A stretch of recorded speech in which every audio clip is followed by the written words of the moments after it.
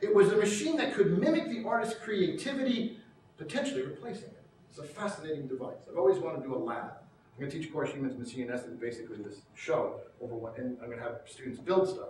One of them is going to be a kaleidoscope, because it's amazing what you can do, and does it count as creativity if the machine does it, and you don't?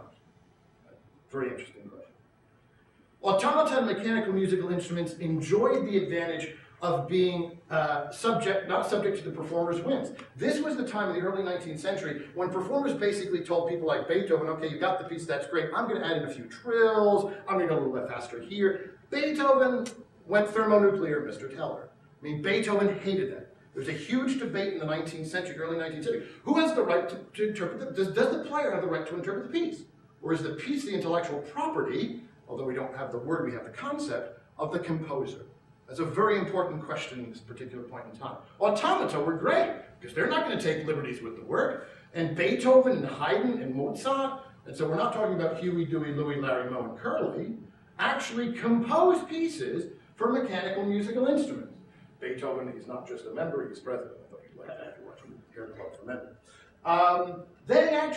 They're fascinated by the mechanical. They compose pieces for the mechanical. And to give you an example, show I'm not making this up, see how good I am at this stuff? Woohoo! This is about the 5th PowerPoint presentation I've done in my life. I kid you not. Yay! Thank you. Don't applaud, just throw them in. This is Haydn. Go back here. Kabezon is on a creation of friends of mine, Oldenburg, and their laboratories work on this, physics department. This is a piece by Haydn and Beethoven. We get it going. Woohoo! That part isn't Beethoven or Haydn.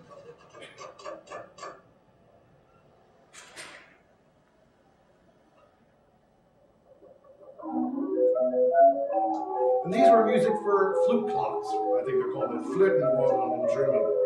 So I think they're flute clocks. I hope they're, I don't know. Which are automata. They're clocks that play a particular tune, like music boxes with a clock attached.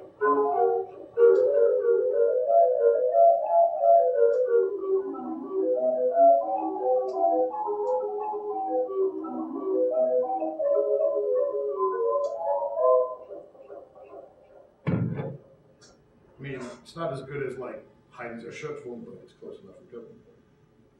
If you don't know what the Schöpfung is, that'll be a quiz. Continue from the slide. I like these buttons. These buttons are great. Woohoo! Those are the Flötenuhren. I think they're called flute clocks. If not, they are now. The first one on the left-hand side is from Schwarzwald, the Black Forest, circa 1830, 1840. And the one on the right is a very impressive one from an earlier time. I can date that rather precisely. It's Viennese. From exactly sometimes 1790 to 1791 is actually carved on the back of that flute. Actually, I've forgotten an N. So shooting at Flötenuhren quickly, because there was a fire alarm in the building when I was doing the, I know Court's going to give me minus 30 points, but there was a fire alarm when I was doing the slide. So I had to rush out, otherwise I'd burn up and that would be bad. The dog ate my homework. That dog ate my homework, I forgot the line. Also at this time, there was the metronome that was invented, but it was actually stolen. Metronome didn't invent it. He pirated it from a guy called Winkel, a Dutch artisan. The Germans don't tell that story. The Dutch got this one right.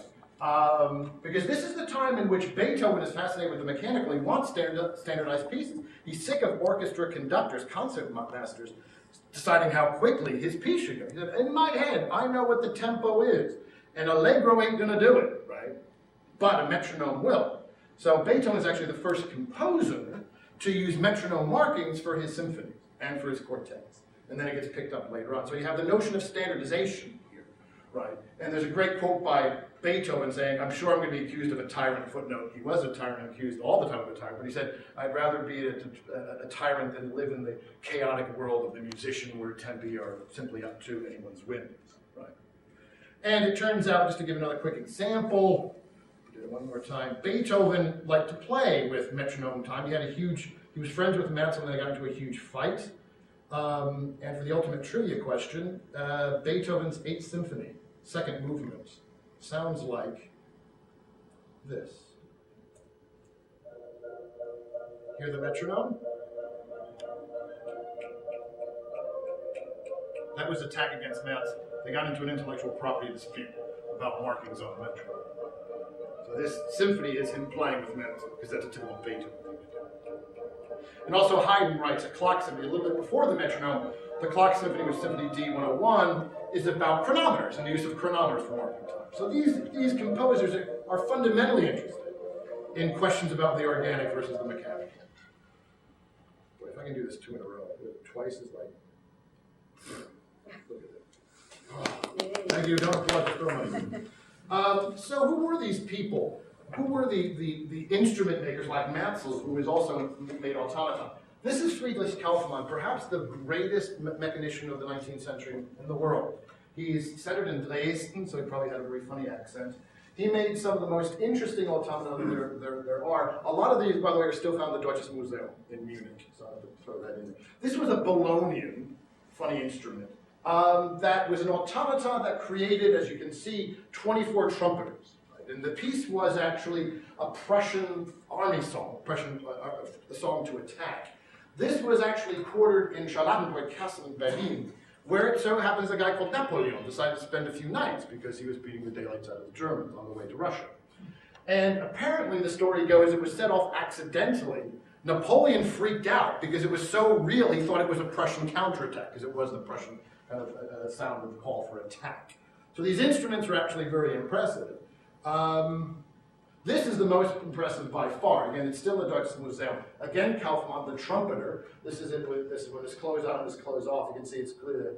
It's pneumatic. You crank it, and the air goes through the columns, and the actual melody determined by these pegs here.